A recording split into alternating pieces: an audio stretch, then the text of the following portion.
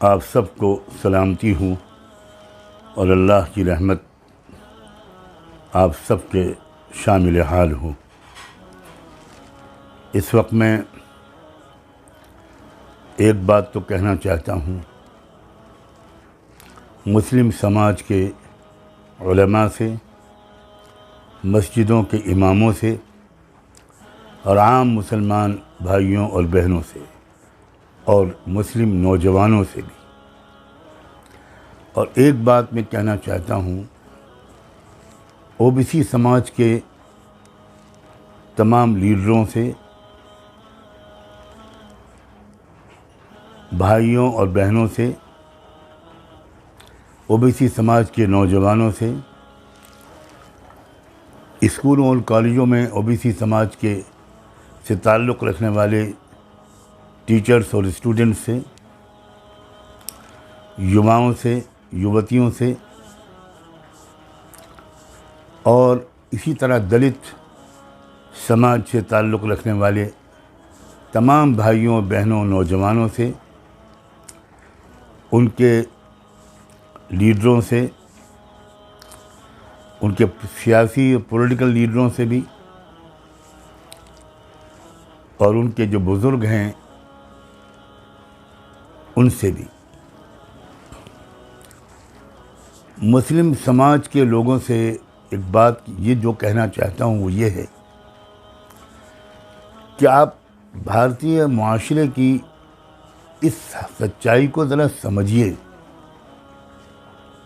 भारतीय समाज के 85% लोग ओबीसी समाज से ताल्लुक़ रखते हैं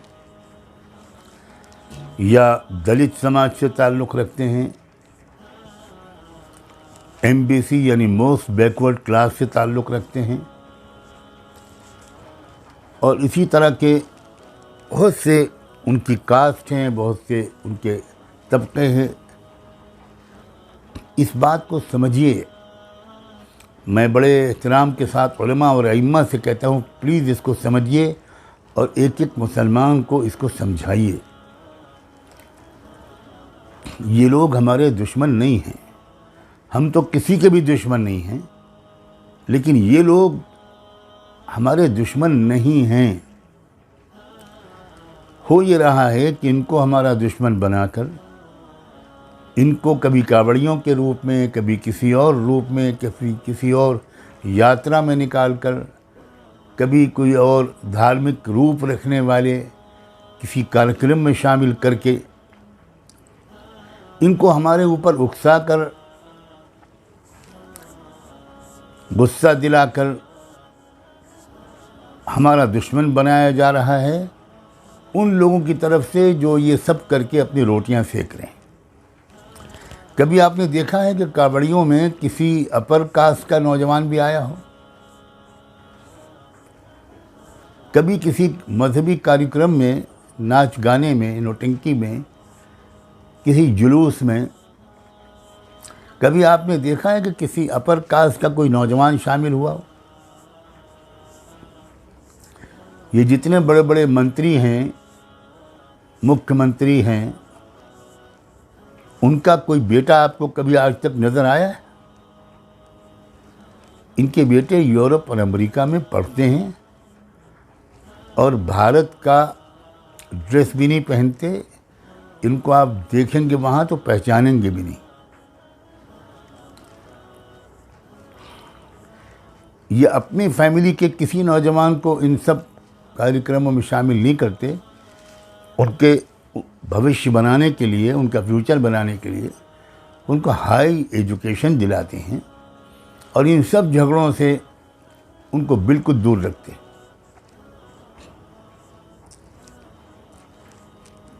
आप मुसलमान इसको समझें। इसलिए ये जो क्लास है जो हर तरफ फैला हुआ है, यही लोग हैं जिनको हम हिंदू समझते हैं। ये ओबीसी समाज के लोग हैं जिनकी आबादी, देश की आबादी की आधी आबादी से ज़्यादा ओबीसी समाज के लोग हैं। 54% से भी ज़्यादा सरकारी आंकड़े के मुताबिक ओबीसी समाज के लोग हैं। इनको दुश्मन मत समझिए। अगर ये दुश्मन बन गए हैं तो इनको दोस्त बनाइए। इनकी गलतफहमियों को दूर कीजिए। अपने आस पड़ोस में, मोहल्ले में आप नज़र डालिए।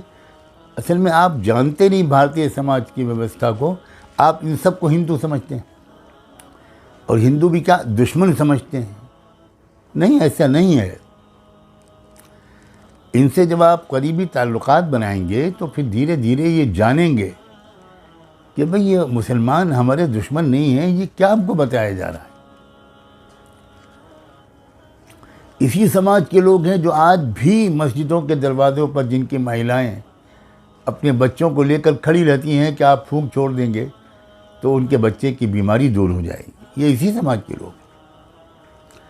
कोई 15% अपर क्लास के जो समाज है उसके लोग नहीं आते आपके पास। और हम तो उनके भी दुश्मन नहीं हैं और उनमें भी सब बुरे नहीं होते। लेकिन जो लोग इस वक्त हमारे देश की राजनीति पर छाए हुए हैं वो वही लोग हैं जो उसी 15% समाज से ताल्लुक़ रखते हैं और वो इनको इस्तेमाल करते हैं सिर्फ अपनी रोटियां सेकने के लिए। इनको अधिकार नहीं देते, इनको सम्मान नहीं देते। खुदा के लिए मुल्क की जो ये सूरत हाल है इसको समझिए। कब समझेंगे आप? अभी जो कुछ हुआ है ये कौन लोग थे जो कावड़ियों के रूप में आए थे? ये तो इन्हीं लोगों को इस्तेमाल करते हैं। ये रोज़ी रोज़गार से न लग जाएं, ये पढ़ने लिखने न लगें तो वो एक तीर से दो शिकार करते हैं। मुसलमानों को भी नुकसान पहुंचाते हैं, मस्जिदों को जलाते हैं और इनको अपना गुलाम बनाए रखते हैं। इनको उठने नहीं देना, उभरने नहीं देना। इनको किसी स्पोर्ट में, किसी चीज़ में आगे नहीं बढ़ने देते। आप सोचिए ज़रा कि अब तो जाट समाज को पुकार रहे हैं कि आ जाओ हमारे साथ हमला करो मुसलमानों पर। दिल्ली में जो पहलवान लड़कियां बैठी थीं वो भी तो जाट थी। उनके साथ क्या सलूक किया गया है? बाल पकड़कर घसीटा गया है उन लड़कियों को। किसान जो साल भर तक बैठे रहे और 750 या 700 किसान उसमें बेचारे मौत के शिकार हुए अपने एहतिजाज में, वो भी तो जाट थे। उस वक्त जाट अपने रिश्तेदार नज़र नहीं आए। अब जब जाटों को इस्तेमाल करने की ज़रूरत पड़ी तो जाटों की खुशामद हो रही है। इसलिए मैं आप मुसलमानों से कहता हूँ कि आप इन सब बिरादरियों के लोगों से करीबी ताल्लुकात कायम कीजिए।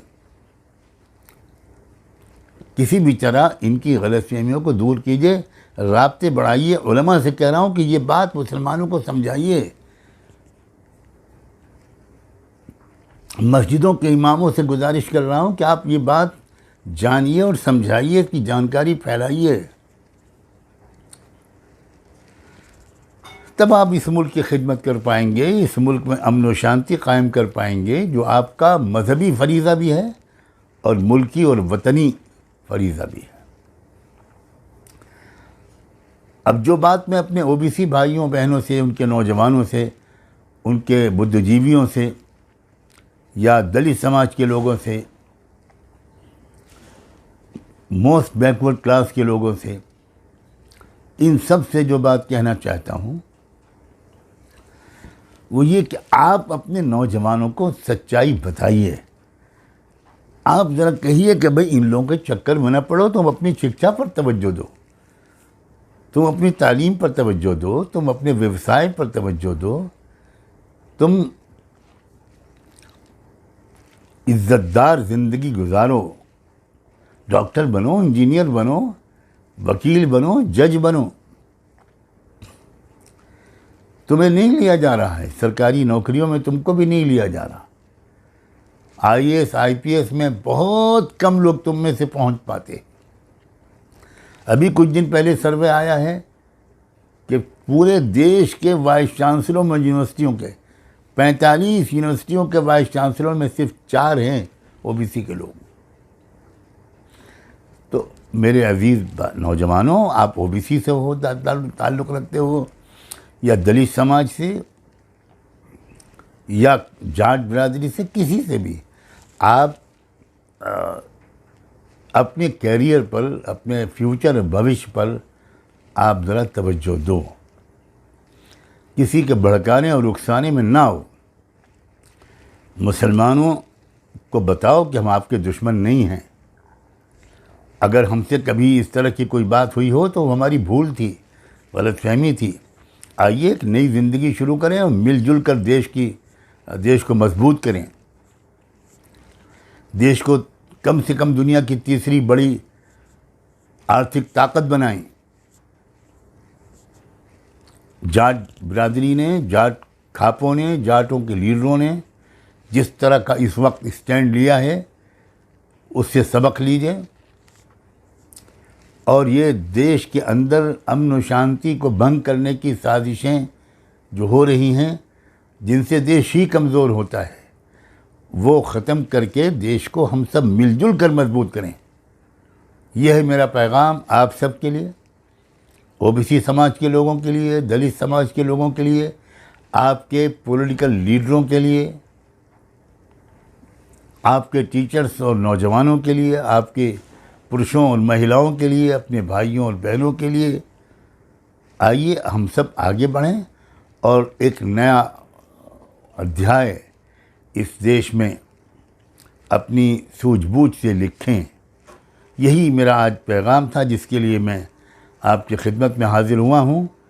मुसलमानों के लिए भी और आप सब के लिए भी मैं आप सब के लिए नेक तमन्नाएं और शुभ तमन्नाएं रखता हूँ।